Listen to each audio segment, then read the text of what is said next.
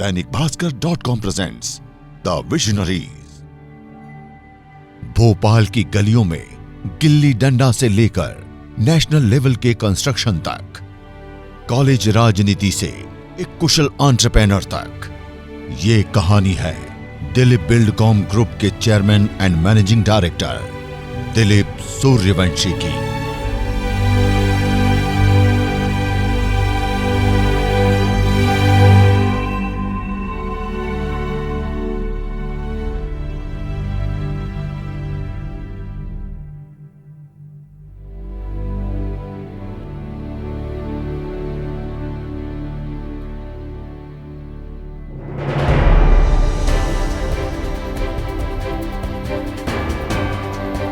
The visionaries. Hoshangabad में जन्मे श्री दिलीप सूर्यवंशी का बचपन भोपाल की गलियों में खेलते हुए बीता। पर इसी खेल में न सिर्फ बचपन का मजा था, बल्कि वो मजबूती, वो बिंदास अंदाज भी बिल्ड हो रहा था, जो न केवल उनके बिजनेस बल्कि उनके हर निर्माण में आज दिखाई देता है। मेरा जन्म होशंगाबाद में हुआ। उसके बाद अलग अलग जगहों पिताजी की पोस्टिंग होती रही, छतरपुर, बड़ा मलहरा। फिर मेरा बचपन का जहाँ सबसे पहला शुरुआत हुई भोपाल में, शाहजहानाबाद में एक छोटा सा स्कूल हुआ करता था, बारादरी। अब टूटा फूटा सा स्कूल था। चूँकि हम पुलिस लाइन में रहा करते थे, पुलिस वाले के बच्चे थे, तो मेरी माँ ने मुझे वहाँ पढ़ाया। बारादरी स्कूल ऐसा साधारण सा स्कूल था कि हमारे उसके ऊपर छत नहीं होती थी जहाँ हम बैठते थे, दरियाँ घर से ले जाते थे बैठने के लिए। एक आम, बहुत ही समाज का सबसे ऐसा आम तबका जो रहता, उन सब के साथ मैंने अपना बचपन गुजारा। वहाँ पढ़ने के बाद फिर मैं शाहजहानाबाद में एक और स्कूल है जिसको पहले सुल्तानिया कहते थे, 1 आध साल वहाँ पढ़ा। फिर चूँकि पिता के ट्रांसफर्स होते रहे तो उज्जैन, जबलपुर, सागर, रतलाम, धार, पिता पुलिस में फिर CSP रहे, DSP बन गए। अलग अलग जगह मेरी यात्रा चलती रही। उस स्कूल से बनने से एक चीज़ देखी कि थोड़ा सा टफनेस आई, एक बोल्डनेस आई। छोटे छोटे स्कूलों में पढ़ना, हाकियाँ खेलना, गलियों में गिल्ली डंडा खेलना, वो एक अलग टाइप के व्यक्तित्व का निर्माण होता था। आज की हमारी नई संस्कृति में पढ़े बच्चे तो ये सोच भी नहीं सकते, गुल्ली डंडा खेल रहे हैं, कंचे खेल रहे हैं, तो बिल्कुल मिट्टी की सौंध आती थी हमारे व्यक्तित्व में। मुझे लगता था जमीन से हम लोग जुड़े हुए लोग हैं।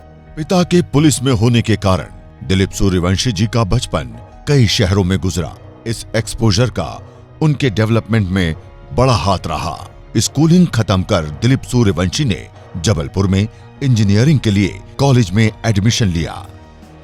मैंने BE सिविल ऑनर्स किया है और मैं जबलपुर इंजीनियर में जाने के बाद मेरे व्यक्तित्व में काफ़ी बदलाव आया। और मेरे पिता आदरणीय शिवनारायण जी सूर्यवंशी और मेरी माँ जानकी देवी सूर्यवंशी ने मुझे बचपन से बहुत स्ट्रॉन्ग संस्कार दिए थे कि बेटा पढ़ाई के साथ साथ स्पोर्ट्स वगैरह भी खेला करो, सब खेला करो। तो मैंने स्पोर्ट्स में भी काफ़ी इंटरेस्ट लेता था, table tennis, cricket, hockey. Table tennis में तो मैं डिस्ट्रिक्ट लेवल के भी खेला हूँ, क्रिकेट में भी मैं कॉलेज और यूनिवर्सिटी टीम में खेला हूँ। कॉलेज के चुनाव वगैरह भी हम लोग लड़े, उसमें बड़ी मारपीटें हुई, हम लोगों की पिटाई भी हुई, हम लोगों ने भी मारा। वो सब जो ज़िंदगी के जितने झकझोरने वाले तजुर्बे थे उन सबसे गुजरे। जब कॉलेज में गए तो वहाँ पहले साल से ही थोड़ी शैतानियाँ, बदमाशियाँ, ये चूँकि स्पोर्ट्स पसंद थे, चलते थे। रैगिंग के चक्कर में फर्स्ट ईयर में लोगों से मारपीट हो गई। आमतौर पर फर्स्ट ईयर के बच्चे डरते हैं, चूँकि हम लोग पुलिस वालों के बच्चे, थोड़ी टफनेस थी, रैगिंग उस टाइम हो रही थी। तो लेकिन वही लोग जो रैगिंग लेते थे बाद में बड़े अटूट मित्र बने, अच्छे संबंध बने। वो पार्ट ऑफ लाइफ, एक यात्रा गुजरती है। तो जब हम लोग हॉस्टल में जाएँ तो खाना बिल्कुल दाल ऐसा रहता था कि डुबकी लगाओ, सब्जियां, रोटियां बिल्कुल भारत के नक्शे जैसी। तो किसी का घी चुरा के खा लिया, किसी के अचार खा लिया, उसमें बड़ा मज़ा आता था। या मांग लिया यार तू घी दे दे, किसी घर से लड्डू आए तो चले गए। आवश्यकताएं बहुत छोटी छोटी हुआ करती थीं। अपने किसी से 2 रुपये अपने जेब में ख़त्म हो गए तो टेम्पो का ले लिया, शाम टाके चौराहे जबलपुर चले जाते थे, घूम के आ जाते थे। 8 आने में समोसे पकौड़े खा लिए। नॉनवेज का शौक था तो 1.5 रुपये में बिरयानी खा ली। तो इस तरह से जीवन चलता रहा। कॉलेज के बाद एक छोटी सी शुरुआत के साथ दिलीप सूर्यवंशी ने अपने कारोबार की नींव रखी। बैचलर लाइफ से फुल मैच्योर बिजनेसमैन की भूमिका में उनको कई बातों का एहसास हुआ, बट विजन बिल्कुल क्लियर था, खुद का एम्पायर खड़ा करना। मेरी माँ हमेशा मुझसे कहती थी कि बेटा नौकरी नहीं करोगे तुम लोग। उसका एकमात्र कारण था कि मेरे पिता का ट्रांसफ़र हुआ, जगह जगह सामान ले जाना, तो उनके अवचेतन में हमेशा समाई रहती थी कि अरे बड़ा तकलीफ़ का काम होता है बच्चों को इधर उधर ले जाना, तुम लोग नौकरी नहीं करोगे। वो अंग्रेजी की एक कहावत कहती थी कि in spite of becoming a tail of a lion you should be head of an ass. शेर की पूंछ बनने से गधे का सिर बनना अच्छा। तो बस वो एक इतना स्ट्रांग फीलिंग थी कि अपना स्वयं का व्यापार करना है। तो मेरे बड़े भाई साहब, जैसे मैंने इंजीनियरिंग किया, उनने अपना एक इंडस्ट्री डाली, उनने अपना शुरुआत की। मुझसे बोले कि परिवार एक रिले रेस होता है, तुम लेके आओ, एक आता है दूसरे को दौड़ना पड़ता, तुम आके कंस्ट्रक्शन कराओ। तो कुछ सिविल इंजीनियरिंग की है तुमने, तो हमने फैक्ट्री बनवाई। उसके बाद फिर मैं अपने बहनोई साहब के साथ, चूँकि वो ऑलरेडी कंस्ट्रक्शन में थे, मैं कंस्ट्रक्शन बिजनेस में आ गया। भोपाल में BDA से हमने अपनी कंस्ट्रक्शन की यात्रा शुरू करी। भोपाल डेवलपमेंट अथॉरिटी में शुरुआती मेरे जीवन की वहीं से हुई। काफ़ी प्रोजेक्ट शाहपुरा में 6 नंबर पे, MP नगर में, इस तरह के हम लोग प्रोजेक्ट करते रहे। शुरुआती दिक्कतों का सामना करते हुए 1988-89 में एक पार्टनरशिप कंसर्न से शुरू हुई। दिलीप बिल्डर्स को सन 2007 में मिस्टर दिलीप सूर्यवंशी ने एक प्राइवेट लिमिटेड कंपनी में तब्दील कर दिलीप बिल्डकॉम की नींव रखी। मैंने जैसे व्यापार शुरू किया, क्योंकि टेम्परामेंटली थोड़े टफ थे, पुलिस वालों के लड़के रहे थे और नेतागिरी के भी थोड़े गुण थे, तो मैं देखता था कि हम लोगों के टफनेस के कारण लोग बात तो सुन लेते थे, काम कोई नहीं करता था। मतलब आप जिसको कहते हैं ना कि आपकी दादागिरी तो एग्जिस्ट हो जाएगी, और व्यापार में मैंने लोग जो सफल लोग थे उनको देखा, वो बड़े विनम्र और बड़े सरल हुआ करते थे।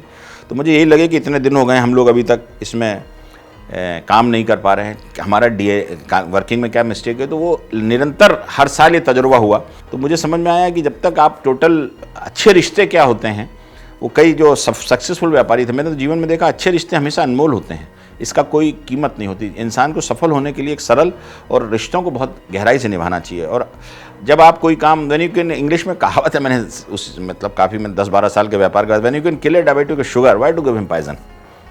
तो इस तरह ज़िंदगी मतलब सिखाती चली गई, और धीरे धीरे हम लोग फिर कंस्ट्रक्शन में आगे बढ़ते रहे। कमर्शियल बिल्डिंग्स बनाई हमने, इंडियन ऑयल के प्रोजेक्ट्स किए, इंडियन ऑयल के शेड्स बनाए, डेवलप किए। तो इंडिया भर में भी हमने अलग अलग जगह जाके उनके काम शुरू करना शुरू किए, स्टेट में किए। पहले कमर्शियल एंड रेसिडेंशियल कंस्ट्रक्शन, फिर structural designing, water sanitation and sewage से लेकर हाईवे कंस्ट्रक्शन तक दिलीप बिल्डकॉम ने हर मुश्किल से जूझकर निरंतर प्रगति की रफ्तार को कायम रखा। लगभग 2000 तक बिल्डिंग अंसल्स का श्यामला हिल पे हम लोगों ने प्रोजेक्ट किया।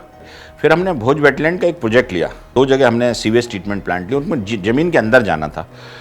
और आप बिलीव कीजिए, ऐसा पानी निकला उसमें कि 10-10 पंप चलते थे। लगता था यार ये जीवन का, और 10 लाख का काम करो और 30 लाख के खर्चे। उस ज़माने में हमारे लिए बहुत बड़ी रकम होती थी, 97, 98, 99 की। हमेशा रकम तो 1 रुपये की भी बड़ी होती है जीवन में। तो ऐसा परेशानी आती गई और लगता था हे भगवान तूने क्या कर दिया। तो वो एक ऐसा सेटबैक लगा कि हमारे उस टाइम बहुत नुकसान भी हुआ उन प्रोजेक्ट्स में। लेकिन मैंने देखा कि मैं हमेशा लोगों से कहता हूँ कि कर्म के घर में आदमी का भाग्य पलता है, कर्म के घर में आदमी का भाग्य पलता है। निरंतर कर्म करते रहते हो आप, तो ईश्वर ने कुछ ऐसे हमको उसके बाद 2-3 प्रोजेक्ट दिए। और वहाँ से टर्निंग पॉइंट रहा कि मेरे एक मित्र हुआ करते थे यहाँ, चीफ सेक्रेटरी, उनने कहा कि यार आने वाला समय तुम बिल्डिंग करते हो।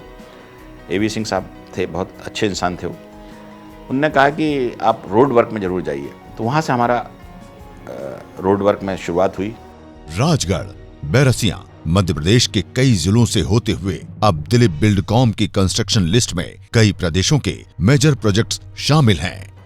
मध्य प्रदेश में काम जब हुआ करते थे, तो चूंकि छोटे छोटे काम लगते थे, तो हम लोगों को डायरेक्टली हमारी जो अपनी CV होती है वो उतनी स्ट्रांग हो नहीं पाती थी। हम लोग प्री क्वालिफाइड होने में दिक्कत आती थी, क्योंकि बाकी जगह स्टेट्स में दूर, हमारे यहाँ छोटे प्रोजेक्ट से रोड सेक्टर शुरू ही हुआ था 2000 में से। तो मैंने कुछ जॉइंट वेंचर किए। हिमाचल में सबसे पहले हम लोगों ने एक धर्मशाला के पास प्रोजेक्ट लिया, बहुत अच्छा लगा, बड़ा टफ काम था। जीवन में मतलब सोचा भी नहीं था कि 10-11 महीने बारिश होती है, उसमें काम करने की संभावना है। और गिट्टी तोड़ने के लिए रिवर में आप तोड़ नहीं सकते, आपको हैंड पिक लेना पड़ता है। लॉस थे, लेकिन वो भी एक एक्सपीरियंस रहा। उसके बाद दूसरी स्टेट हम लोगों ने गुजरात में गए, अहमदाबाद गोधरा SL ग्रुप के साथ हम लोगों ने एक प्रोजेक्ट किया था, उनका BOT था, हमने EPC कॉन्ट्रैक्ट किया। इस स्टेट से इस तरह हमारी बढ़ती चली गई। फिर महाराष्ट्र, कर्नाटका, तमिलनाडु, राजस्थान, आंध्र प्रदेश, तेलंगाना, अब तो काफ़ी नई स्टेट्स भी हमारी हो गई हैं। पंजाब हैं, हरियाणा है, उत्तर प्रदेश हैं, छत्तीसगढ़ है, झारखंड है। हम लोग काफ़ी ग्लोबली, मतलब भारत के तो काफ़ी स्टेट्स में हम लोगों के हाईवेज काम चलते रहते हैं। हमारी कंपनी ने जब भी कोई प्रोजेक्ट लिया है, या तो मच बिफोर टाइम किया है या ऑन टाइम किया है। बहुत रेयरली एक आध प्रोजेक्ट जो 1-2 महीने हमारा लेट हुआ। बड़े प्रोजेक्ट्स में बड़ी कामयाबी के साथ बड़ी समस्याएं भी जुड़ी थी। पर श्री दिलीप सूर्यवंशी जी ने हर समस्याओं से जूझने का रास्ता निकाल लिया था। 26-27 साल पहले स्टील और सीमेंट में बड़ा हाइक आया, तो जो हमने प्रोजेक्ट्स लिए थे वो इतने बुरी तरह से हो गए, और उस टाइम एस्केलेशन क्लास वगैरह थी नहीं, तो इतनी बड़ी मुसीबतों का सामना करना पड़ा कि कल का पता नहीं होता था, लोग आके तकाजे करना और तरह तरह की वो करना।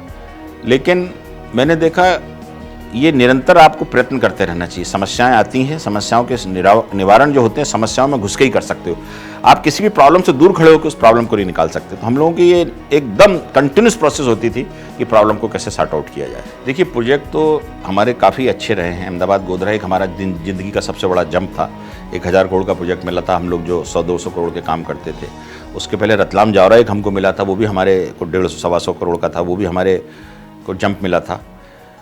प्रोजेक्ट्स में रतलाम जावरा चूंकि सबसे बड़ा प्रोजेक्ट था और हमने बड़े जल्दी टाइम किया, तो उस वक्त हमारे एडजॉइनिंग जो थे सब बड़ी बड़ी कंपनियां थीं जो देश की मशहूर कंपनियां थी, और हम लोग तो मध्य प्रदेश में बिल्कुल नए थे, शैशवकाल था हमारी कंपनी का। लेकिन हमने उस टाइम 1 साल पहले वो प्रोजेक्ट भी कंप्लीट कर दिया था। उसका एक अलग ही आनंद आया था, सेंस ऑफ अचीवमेंट आया था। व्यवसायिक सफलता के साथ साथ पर्सनल रिलेशंस और जीवन मूल्यों को बचाए रखना भी श्री दिलीप सूर्यवंशी जी की खासियत है, और वो इसका पूरा श्रेय अपने माता पिता के दिए संस्कार को देते हैं। पुलिस लाइन में मेरे फादर जब टीआई होते थे तो वो 15 से लेकर 20 हॉकी खरीद के रखते थे कि पूरी पुलिस लाइन के बच्चे जो अच्छे खिलाड़ी उनको खिलाया करें, क्योंकि आम सिपाही हवलदार के बच्चे भी हमारे साथ खेला करते थे। टेबल टेनिस की टेबल उन्होंने 1964-65 में, मुझे याद है, जब लोग टेबल टेनिस समझते नहीं तब हम लोगों को दिलाई थी। तो एक अजीब सा वो आम बॉन्ड क्रिएट करते थे जहां भी रहते थे। घर के सामने बहुत अच्छा गार्डन बनाया, पूरा भोपाल देखने आता था, शाहजहानाबाद पुलिस लाइन में मैं रहता था। तो इस तरह से मेरे अवचेतन मन में काफ़ी वो यादें समाई हुई हैं जो मेरे पिता ने मुझे अनजाने जाने में शिक्षा दी। मेरी माँ बड़ी स्ट्रांग थी, वो भी हम लोगों को समझाया करती थी, बिल्कुल कॉटन के कपड़े पहनाती थी कि बेटा नहीं, अपने को ज़िंदगी में जितने भी साधन मुहैया हैं ईश्वर ने कराए, उसमें जो सर्वश्रेष्ठ कर सकते हैं वो करें। तो व्यक्तित्व के निर्माण में मेरे माता और पिता दोनों का एक अलग अलग टाइप का योगदान रहा। मेरे साथ कोई एम्प्लॉय नहीं, सब मेरे साथ मिल के काम करते हैं। ये एक भावना बड़ी प्रबल रही कि मेरे साथ कोई भी आदमी जो है वो मेरा साथी है, मेरा सहयोगी है। माता पिता का आशीर्वाद और साथियों का सहयोग, श्री दिलीप सूर्यवंशी जी ने हमेशा इन्हीं को अपनी सफलता का आधार माना है। अच्छे काम तो अनंत काल तक चलते हैं। मैंने देखा मेरी माँ मेरे पिता के बहुत पुण्य रहे होंगे, जो हमने तो इसका 1/10,000 भी नहीं सोचा था आज जहाँ पहुँचे हैं। एक पुलिस वाला, एक सरकारी आदमी का बच्चा कितना सोच सकता है, लेकिन चीज़ें अपने साथ होती चली गई।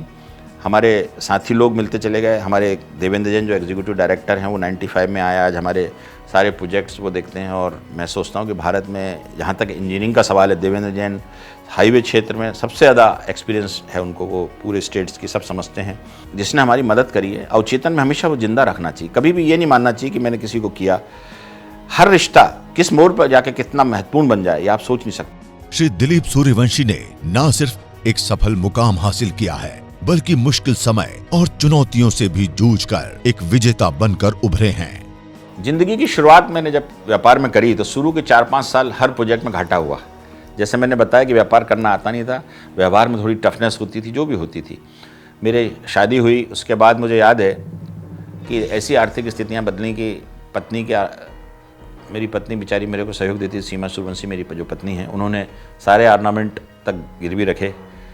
उसके बाद मेरा बेटा पैदा हुआ तो मेरे एक मित्र थे जिनका पेट्रोल पंप है, राजीव जी, उनसे मैंने कहा यार ज़रा इसके मिठाई के भी पैसे दो और अस्पताल के भी दो। तो ज़िंदगी ऐसे मोड़ों से गुजरती रही, लेकिन एक अजीब सा विश्वास रहता था, मेरी अप्रोच में कोई फ़र्क नहीं रहता था ज़िंदगी के प्रति। और हर साल जहाँ परेशानी आती थी तो कोई ऐसा हाथ था जो ऊपर निकाल के ले जाता था, क्योंकि प्रयासों के अभाव मैंने कभी जीवन में नहीं होने दिए। सबसे ख़राब समय देखा, आप सोचिए एक बच्चा पैदा हो रहा है एक पिता को, या वाइफ की शादी के बाद क्या इंप्रेशन पड़ता होगा, यार ये किस तरह के परिवार में मेरा विवाह हो गया। हमारे जीवन चक्र है साहब, कई तरह की चुनौतियाँ आपको देनी पड़ती हैं, कई तरह के समझौते आपको करने पड़ते हैं। उसमें अगर आपके साथी आपके साथ असहयोग करें तो लंबी लड़ाई में आपको तकलीफ दे जाते हैं चीज़। साथियों का सहयोग बहुत ज़रूरी होता है, चाहे वो परिवार के हों लोग हों, चाहे मित्र हों। ये मेरा बहुत तगड़ा सोच है। भविष्य में भी दिलीप बिल्डकॉम को नई ऊंचाइयों पर ले जाने के लक्ष्य के साथ श्री दिलीप सूर्यवंशी सभी को अच्छाई में भरोसा रखने का मैसेज देते हैं। हम लोग अभी IPO के लिए कोशिश कर रहे हैं। हम ये चाहते हैं कि अब जहाँ भी काम करें हमारा सम्मान बना रहे, अच्छा काम करें, अच्छे रोड दें। हमारी टीम का कल्चर जो है वो अच्छे काम का है। अभी तक हम लोगों को काफ़ी बोनसेस भी मिलते हैं हमारे प्रोजेक्ट्स में, क्योंकि अर्ली कंप्लीशन करते हैं हम। अब हम लोग इसलिए इरिगेशन सेक्टर में भी आ गए हैं, बिल्डिंग वर्क्स भी करने लगे हैं, अर्बन पाइपलाइंस के काम का भविष्य तो हमारी कंपनी ने इस साल वहाँ भी डाइवर्ट किया है। तो हम लोग नई नई अपॉर्चुनिटी खोजते रहते हैं, क्योंकि एक जगह स्टेगनेट हो गए व्यापार नहीं चलता है। और अभी तक की यात्रा में सभी जितने लोग मिले बहुत सहयोग दिया, तो सभी लोगों का बहुत प्रेम मिला। भाग्य के सहारे और आपके कर्म के सहारे, इन दोनों के कॉम्बिनेशन के सहारे आप बहुत आगे बढ़ सकते हैं। और हर रिश्ते में आप एक अच्छा ढूंढें, आदमी को एज ए पैकेज लें आप। जैसे हम यात्रा पर जाते हैं तो हम देखते हैं कि कभी साइट सीइंग अच्छी है तो होटल ख़राब हो जाएगी, टैक्सी अच्छी है तो फ्लाइट बहुत अच्छी नहीं रहेगी, लेकिन बाद में बोलते हैं पैकेज बहुत अच्छा था।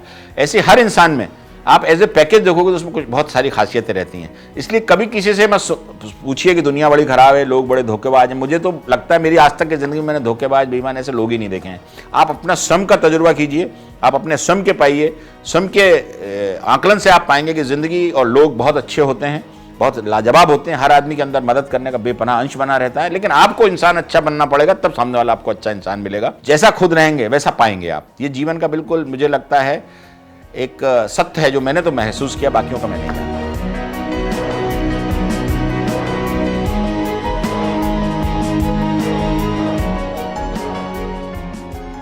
न जाने किसकी दुआओं का असर है मुझ पे, जब भी डूबता हूं दरिया उछाल देती है।